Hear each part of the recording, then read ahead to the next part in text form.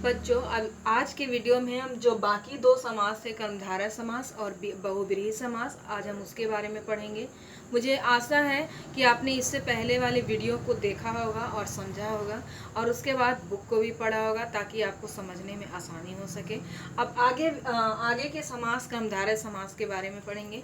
कर्मधारय समास वो समास होता है जिसका पहला पद विशेषण और अंतिम पद विशेष्य हो, उसे हम कर्मधारय समास कहते हैं।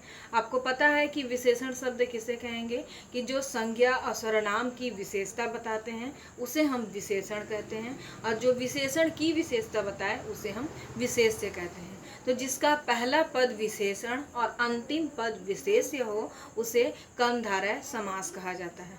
कर्मधारय समास के उदाहरण है जैसे नील कमल। तो अगर इसका विग्रह करते हैं तो इसका विग्रह होगा नीला है जो कमल। ठीक है। जैसे महात्मा बोलेंगे तो महान है जो आत्मा। काली मिर्च बोलते हैं तो काली है जो मिर्च।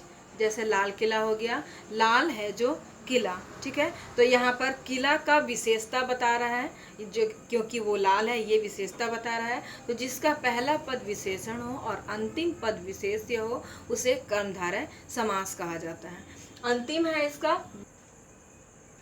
लास्ट है इसका बहुब्रीहि समास। बहुब्रीहि समास का परिभाषा है जिसमें पहले पद और अंतिम पद को छोड़कर उसके अर्थ की प्रधानता होती है, उसे हम बहुब्रीहि समास कहते हैं। जैसे उदाहरण के द्वारा देखिए,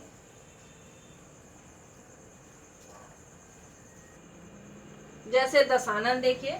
दशानन होता है, दशानन का अर्थ आपको पता है, दशानन रावण को बोला जाता है। दशानन रावण को बोला जाता है। और इसका जब विग्रह करते हैं तो विग्रह में लिखते हैं 10 है आनंद जिसके अर्थात रावण।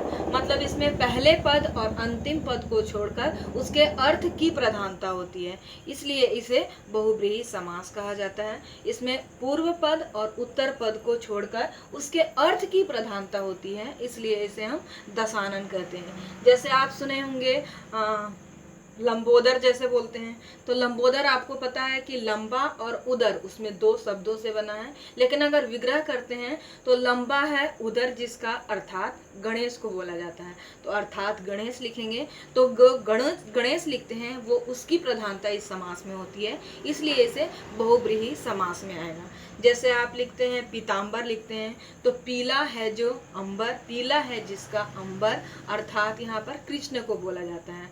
तो ये आपका बहुब्रीहि समास में आएगा, क्योंकि इसमें पहले और अंतिम पद को छोड़कर उसके अर्थ की प्रधानता बताई जा रही है। यहाँ पर देखे होंगे आप, मैंने आपको बताया था कि जिसमें पहला पद संख्यावाची हो इसको द्विगु समास कहते हैं। तो यहाँ देखेंगे कि 10 आ रहा है इसमें पहला पद, तो आप इसको विग्रह कर सकते हैं कि 10 आननों का समूह। आनन यहाँ पर चेहरे को बोला जाता है। 10 हो गया और आनंद दो शब्द हुआ, लेकिन विग्रह अगर इसका करते हैं कि 10 आननों का समूह, तो ये द्विगु समास में होगा। लेकिन अगर आप इसको करते हैं कि 10 आनन है जिसके अर्थात रावण, तो ये आपका बहुब्रीहि समास में आएगा। मतलब विग्रह जिसके अनुसार करेंगे आप उसके अकॉर्डिंग आपको बताना होगा, इसलिए जरूरी है कि आप उसका जो विग्रह कर रहे हैं वो विग्रह सही तरीके से करें। इस तरह ये 6 समास आपके पूरे होते हैं। पहला पद एक बार शॉर्टकट में देख लीजिए सारा। तत्पुरुष समास में जिसमें पहले पद को छोड़कर अंतिम पद की प्रधानता होती है, तत्पुरुष समास, और इसमें कारक चिन्हों का इस्तेमाल होता है। अव्ययी भाव समास में जिसका पहला पद अव्यय होता है, जैसे बिना खबर के बेखबर हो गया, तो ये अव्यय जिसका पहला पद अव्यय हो उसे हम अव्ययी भाव समास कहते हैं। द्विगु समास में जिसका पहला पद संख्यावाची हो उसे द्विगु समास कहेंगे। द्वंद्व समास जिसमें पहले पद और अंतिम पद पहले और अंतिम दोनों पदों की प्रधानता होती है उसे हम द्वंद्व समास कहेंगे। कर्मधारय समास में था जिसमें पहला पद आपका विशेषण हो और अंतिम पद विशेष्य हो, उसे कर्मधारय समास कहते हैं। बहुब्रीहि समास जिसमें पहले और अंतिम पद को छोड़कर उसके अर्थ की प्रधानता होती है उसे हम बहुब्रीहि समास कहते हैं। इस तरह ये 6 भेद आपके पूरे होते हैं। अब अगले वीडियो में मैं इसका अभ्यास लेकर उपस्थित होंगी। धन्यवाद।